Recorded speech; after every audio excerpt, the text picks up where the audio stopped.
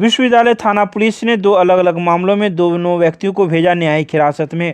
रविवार को विश्वविद्यालय थाना पुलिस ने दो अलग अलग मामलों में दो व्यक्ति को न्यायिक हिरासत में भेज दिया है। एक मामला तो बड़ा गजब का दिखा। पहला मामला था हुकुमदेव नारायण यादव का, जो लक्ष्मी सागर जेपी चौक का था। वह नगर निगम चुनाव में खड़े उम्मीदवार का प्रचार प्रसार कर रहा था, जो दूसरे प्रत्याशी को भा नहीं रहा था, जिस वजह से उसके साथ मारपीट कर लिया। उनके समर्थकों ने उनका सर भी फोड़ दिया और उल्टे ही उसे झगड़े के मामले में फंसा दिया। जब इस संदर्भ में हुकुमदेव नारायण यादव से बात की गई तो उन्होंने पूरा मामला को उजागर किया, लेकिन फिर भी पुलिस कुछ नहीं सुनी और वह मारपीट का मामला दर्ज कर अभियुक्त को जेल भेज दिया। तो वहीं दूसरे व्यक्ति का नाम बादल मंडल उर्फ रोहित कुमार है, जो पटेल चौक का रहने वाला है। वह एक कांड में शराब मामले में फरार चल रहा था, जिसको पुलिस ने गिरफ्तार कर उसे न्यायिक हिरासत में भेज दिया। सर हुआ कुछ नहीं, मतलब इलेक्शन का वोट था, हम नारा लगा रहे थे। दूसरा पार्टी के आदमी आके हमको जो है सो ईंट से मारा है कपाड़ उपाड़ पे। पहचान पत्र भी ले लिया, आधार कार्ड सब भी ले लिया। वो बोलता है कि मेरे में वोट दो। अच्छा। हाँ, वो बोलता है जबरदस्ती मेरे में वोट दो। कौन आदमी है वैसे? भैरव यादव। कहाँ का? जेपी चौक का। अच्छा जी, हमको 4-5 आदमी से आया, पीट दिया बढ़िया से। आधार कार्ड मेरा लेके चले गए, बोलता तुम फलाना आदमी को वोट दो। हमको जिसमें सक्षम होगा उसको देंगे।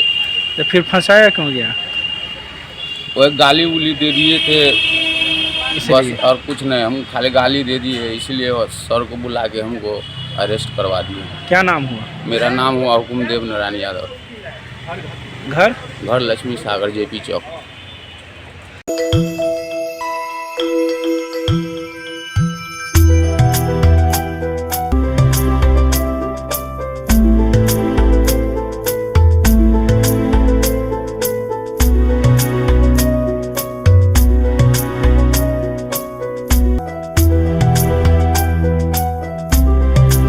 मिथिला विश्वविद्यालय के स्नातकोत्तर संस्कृत विभाग में संचालित अनौपचारिक संस्कृत शिक्षण के 6 मासिक सर्टिफिकेट एवं डिप्लोमा कोर्सों में नामांकन 15 दिसंबर तक।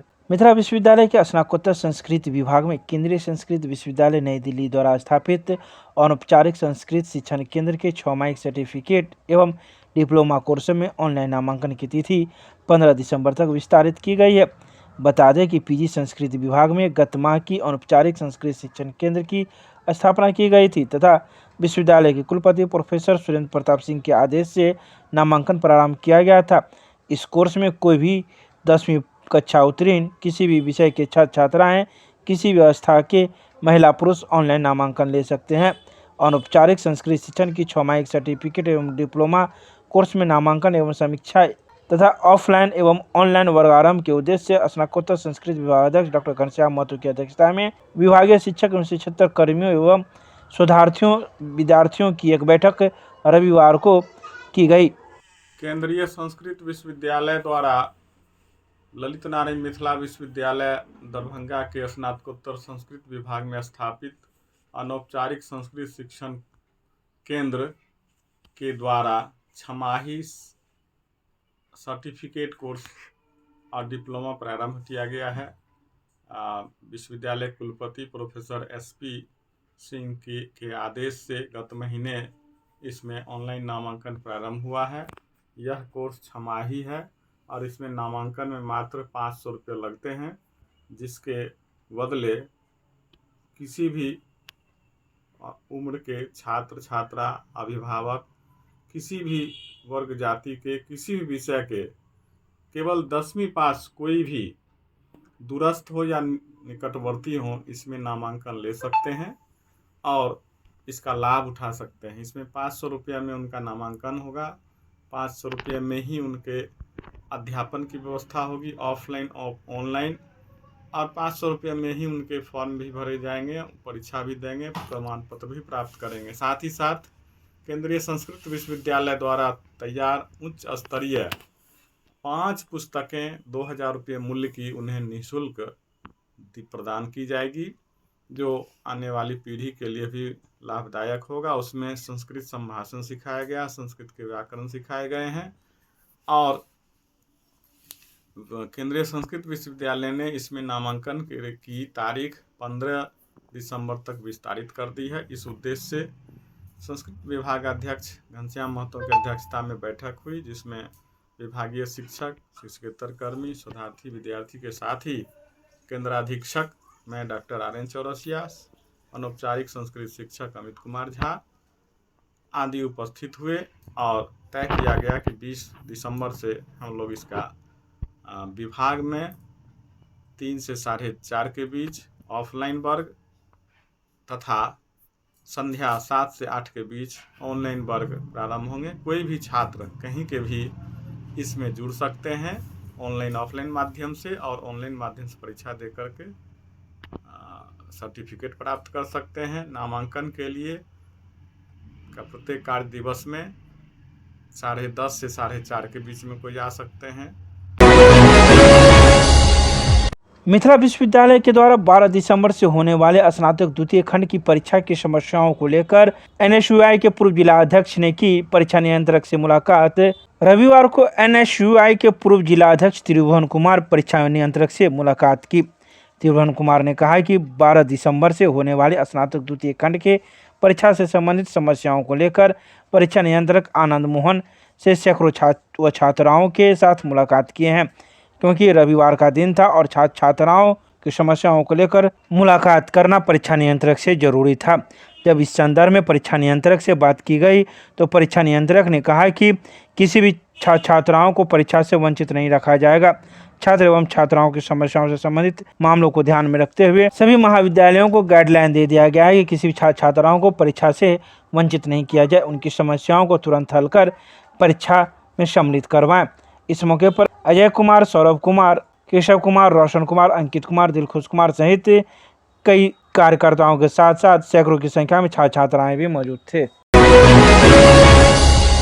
CM कॉलेज के महिला कोषांग तथा आंतरिक शिकायत समिति एवं IQAC के संयुक्त तत्वाधान में 1 दिवसीय कार्यशाला का किया गया आयोजन। रविवार को CM कॉलेज के सभागार में CM कॉलेज के महिला कोषांग तथा आंतरिक शिकायत समिति एवं IQAC के संयुक्त तत्वाधान में 1 दिवसीय कार्यशाला का आयोजन किया गया। इस कार्यक्रम की अध्यक्षता कॉलेज के प्रधानाचार्य डॉक्टर अनिल मंडल ने किया। अपने अध्यक्षीय संबोधन में डॉक्टर मंडल ने महिला सशक्तिकरण की आवश्यकताओं से भी छात्राओं को अवगत कराया तथा महाविद्यालय में गठित महिला कोषांग की उन्होंने भूरी प्रशंसा की। इस कार्यशाला को महिला कोषांग के समन्वयक डॉक्टर रीना कुमारी ने महिला कोषांग के उद्देश्य एवं उसके क्रियाकलापों को विस्तार से बताया।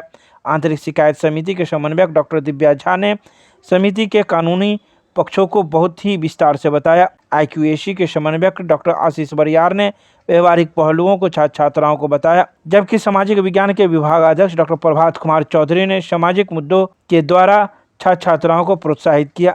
मैथिली विभाग की सहायक प्राध्यापिका एवं महिला कोषांग की सदस्य डॉक्टर अभिलाषा कुमारी ने धन्यवाद ज्ञापन किया।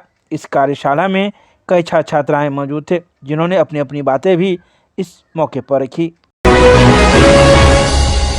कराटे एवं किक बॉक्सिंग की विश्वविद्यालय टीम के गठन के लिए सिलेक्शन ट्रायल हुआ संपन्न। 25 को होगी टीम की घोषणा।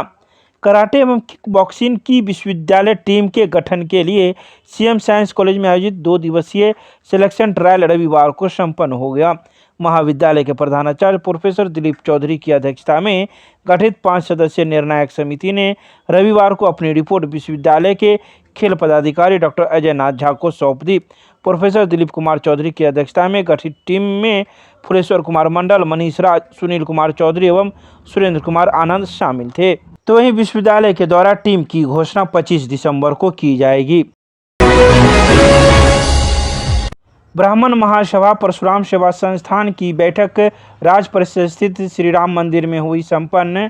रविवार को राज परिसर में स्थित श्री राम मंदिर में ब्राह्मण महासभा परशुराम सेवा संस्थान की एक बैठक आयोजित की गई, जिसकी अध्यक्षता प्रदेश महासचिव शशि चंद्र झा और संचालन इंजीनियर परसुन चौधरी ने किया। राष्ट्रीय संयोजक सह प्रदेश अध्यक्ष इंजीनियर आशुतोष कुमार झा ने JNU में ब्राह्मणों पर अभद्र टिप्पणी की कड़ी भर्त्सना की और केंद्र सरकार से मांग की कि ऐसे सामाजिक सौहार्द तोड़ने वाले असामाजिक तत्व पर कार्रवाई करे, अन्यथा उग्र आंदोलन किया जाएगा। नहर निर्माण में हो रहे अनियमितता को लेकर हाउसिंग बोर्ड कॉलोनी में लोगों ने किया 1 दिवसीय आंदोलन। वार्ड नंबर 48 अंतर्गत हाउसिंग बोर्ड कॉलोनी में नहर निर्माण का कार्य पिछले 5 दिनों से उठापटक की स्थिति बनी हुई थी। स्थानीय लोग और ठेकेदार के बीच मामला गंभीर बना हुआ था। पूरा मामला है कि नहर का निर्माण हाउसिंग बोर्ड के रास्ते से होकर गुजर रहा है। स्थानीय लोगों का कहना है कि इस नहर में हाउसिंग बोर्ड के रास्ते का उपयोग किया जा रहा है। हाउसिंग बोर्ड के पास 30 फीट रास्ता है, जबकि नहर निर्माण के बाद हाउसिंग बोर्ड के पास सिर्फ 13 फीट करीब में रास्ता बचता है, जिसके लिए हम लोग विरोध कर रहे हैं। तो वहीं मौके पर बिहार राज्य आवास बोर्ड के कई कर्मीगण एवं अधिकारीगण पहुंचे, जिन्होंने आंदोलनकारियों से वार्ता की। वार्ता सफल हो जाने के बाद आंदोलनकारियों ने अपना आंदोलन समाप्त किया। गया है कि जो हम लोगों की मांग थी कि 30 फीट छोड़कर नहर का निर्माण किया जाए, उनके द्वारा आश्वासन दिया गया है कि जो पुल है उसको देखते हुए 27 फीट रास्ता हाउसिंग बोर्ड कॉलोनी को दिया गया है। तो कहीं ना कहीं एक सहमति बनी है और साथ ही साथ जो बैरिकेडिंग का मांग था हम लोगों का, उन लोगों ने कहा है कि इसके लिए अलग से हम लोग आगे पत्र लिखकर बैरिकेडिंग लगवाने का काम करेंगे और जो काम में अनियमितता बरती जा रही है उसको दुरुस्त करने का काम करेंगे। जी संतुष्ट तो उतना नहीं है, लेकिन फिर भी मिला जुला करके जितना भी हुआ है, हम लोग का जो 4-5 फीट ज़मीन वहाँ था, वैसे तो 5 फीट नहीं 10 फीट ज़मीन था, जिसमें 27 फीट हम लोग को ज़मीन दिया गया है और 3 फीट हम लोग छोड़ दिए हैं मेंटेन करके। अब यहाँ पर बैरिकेडिंग सिस्टम भी लगेगा, हमको आश्वासन मिल चुका है। अभी देखिए, इस फैसले से हम लोग पूरी तरह संतुष्ट हैं। कारण ये है कि जितना ज़रूरी हमारे लिए रास्ता है, उससे उतना ही ज़रूरी हमारे लिए ये नहर का निर्माण भी है। और नहर का निर्माण सुचारू रूप से चले, उसमें अच्छी गुणवत्ता के साथ हमारा नहर बन जाए, जिससे हमारा वाटर का जो डिस्चार्ज सिस्टम है वो कंटिन्यू हो जाए, यह हमारे लिए बहुत बड़ी बात होगी। 27 फीट हमारे लिए सफिशिएंट रास्ता है, जिसमें 2 क्या बड़ी से बड़ी गाड़ियां भी आ सकती है, हम लोग उस पर चलेंगे। बैरिकेडिंग की बात अभी हुई है, जिसमें जल संसाधन विभाग को भी कहा गया है, हाउसिंग बोर्ड विभाग को भी कहा गया है। दोनों विभाग के द्वारा अब दोनों विभाग के कोऑपरेशन से बनाया जिस विभाग से जाए, लेकिन जल्द से जल्द इसका बैरिकेडिंग किया जाए।